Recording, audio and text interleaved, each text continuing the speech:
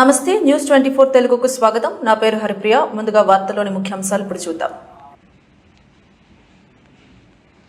అనంతపురం జిల్లా సింగనమల నియోజకవర్గంలోని నార్పల్ మండలంలో గల బండ్లపల్లి గ్రామంలో జాతీయ గ్రామీణ ఉపాధి హామీ చట్టంను రక్షించుట కొరకై ఆంధ్రప్రదేశ్ వ్యవసాయ కార్మిక సంఘం ఆధ్వర్యంలో కష్టజీవుల పాదయాత్రను ప్రారంభించారు. ఈ పాదయాత్రకు కాంగ్రెస్ పార్టీ తమ మద్దతును తెలియజేసింది.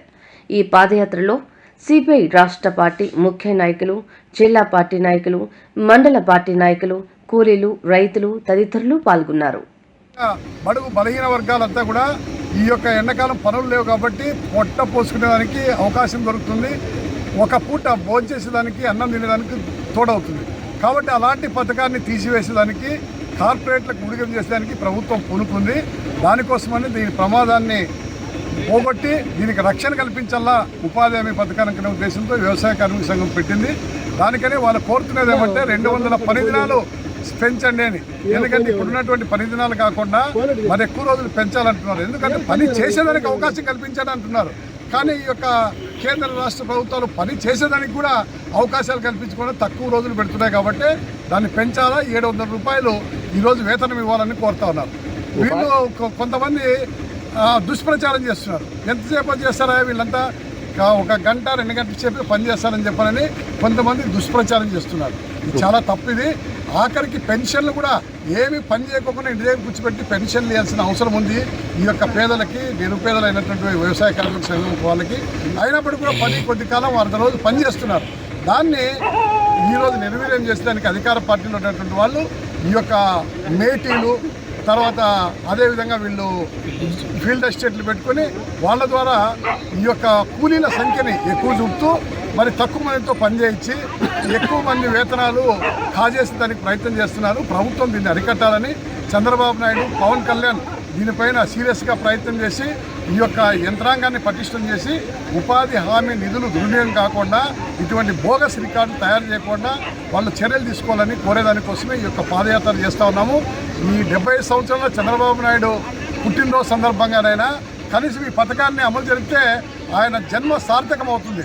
ఎందుకంటే కోట్లాది మంది పేదల కోసం ఉపయోగపడే పథకాన్ని మరమ్మత్తు చేసి ఈ పథకము అన్యక్రాంతం కాకుండా, నిర్వీర్యం కాకుండా కాపాడితే వారందరికీ అన్నం పెట్టేదానికి తోడ్పడేటువంటి పథకం అది.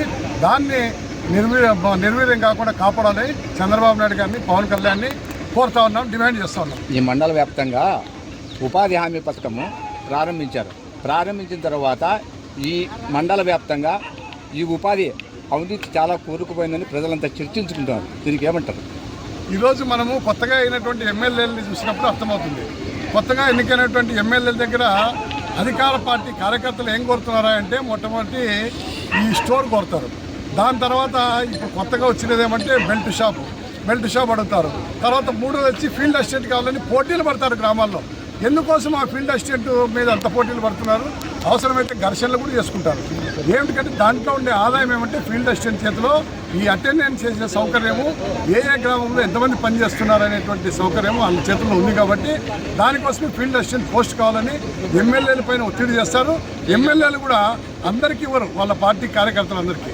వాళ్ళ పార్టీలో నిజాయితీగా పనిచేసే కార్యకర్తలకు అసలు ఇవ్వరు ఫీల్డ్ అసిస్టెంట్గా. వాళ్ళకి కనసన్నల్లో ఉన్నటువంటి వాళ్ళకి ఆంధ్రప్రదేశ్ వ్యవసాయ కార్మిక సంఘం, భారత కమ్యూనిస్ట్ పార్టీ సిపిఐ ఆధ్వర్యంలో ఇవాళ జాతీయ గ్రామీణ ఉపాధి హామీ పథకాన్ని కొనసాగించాలని, ఈ పథకానికి తూట్లు పొడిచే కార్యక్రమానికి స్వస్తి పలకాలని ఇవాళ బండ్లపల్లి నుంచి ప్రారంభించే అనంతపురం వరకు పాదయాత్ర కార్యక్రమాన్ని మరి చేపడతా ఉన్నాం. ఈ సందర్భంగా మేము కేంద్ర ప్రభుత్వాన్ని, రాష్ట్ర ప్రభుత్వాన్ని ఒకటి అడుగుతూ ఉన్నాం.